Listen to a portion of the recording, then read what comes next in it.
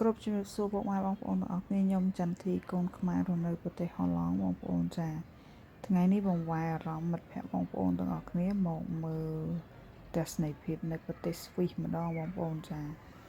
ខ្ញុំយកវីដេអូចាស់យកមកធ្វើឡើងវិញទេដោយសារនឹកប្រទេសស្វីសដែរចាបងប្អូននៅទីក្រុងបាសែល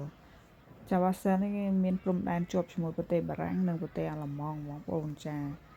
ហើយបងប្អូនមើលអាកាសធាតុនៅតំបន់អឺរ៉ុបនេះគឺថាមេឃគឺពណ៌នឹងតែម្ដងបងប្អូនខ្ញុំទៅតែធ្វើវីដេអូឲ្យថ្មីទេគឺខ្ញុំទៅនោះគឺខែ12ចាបងប្អូនខែ11ខែ12ខែ1ខែ2ហ្នឹងគឺថា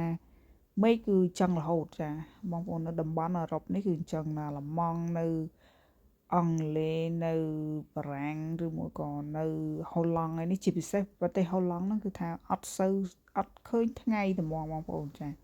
អត់សូវឃើញថ្ងៃទេថ្ងៃណាមានបើកថ្ងៃហ្នឹងអូមិនបាច់និយាយទេបងប្អូនទាំងខ្ញុំទាំងគេហ្នឹង